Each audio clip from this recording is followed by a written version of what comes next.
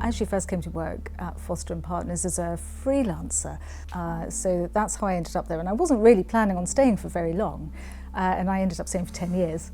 And when I started, I think it was about 10 people. And so I suppose that we all did much more of everything when I first started. And it was always a very busy team. It got busier and busier and busier because as more and more projects come on, there's more and more that needs communicating. And so it's always a very busy team that's sort of at the hub of everything that goes on. And that's the great thing about it. It's like this little ball of centrifugation that everything circulates around. So when I first arrived, Norman was around in the office quite a lot, but I didn't really meet him probably until around about the time when they were thinking about setting up the foundation. I think that's when I first properly got introduced to him, to work with him.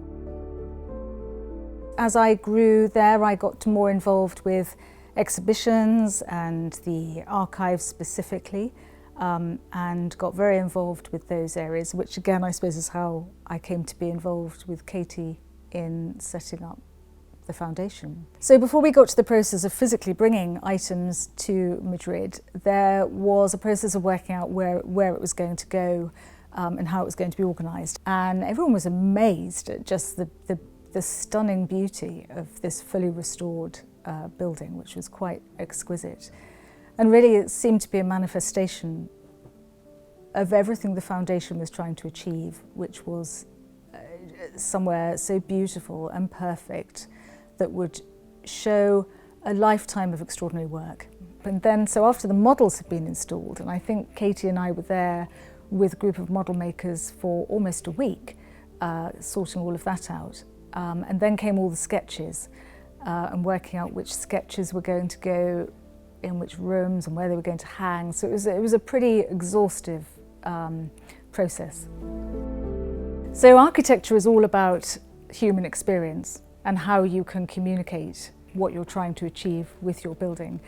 And I think back to, say, the Willis Faber building, which must have been almost like a spaceship dropping in Ipswich for some of the people who were living there and who were going to work there. And I remember reading about the resistance that some of the people who worked at Willis Faber felt about this new dark, strange shaped glass building that was arriving. So communicating that message was really fundamental.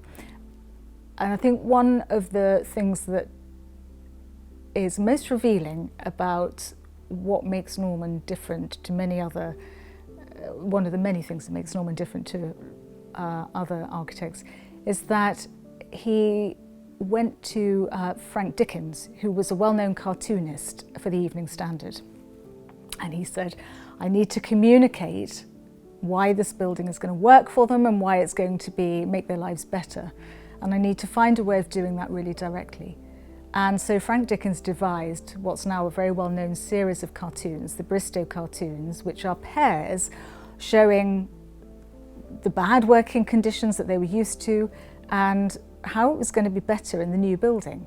And it was just such a different way of thinking about communicating the message. And really just a radical thing to do at that time. And of course now, the building, I think it became the youngest building ever to get Grade 1 listing. But it was too many steps away beyond what we were used to, and that really needed communicating.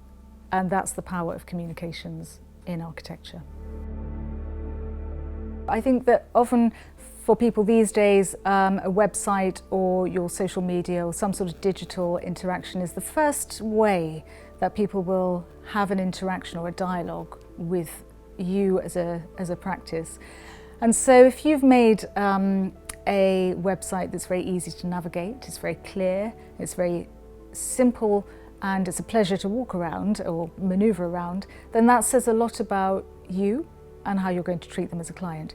So I think your website is almost a manifestation of what it is you're going to get when you actually are dealing with people inside.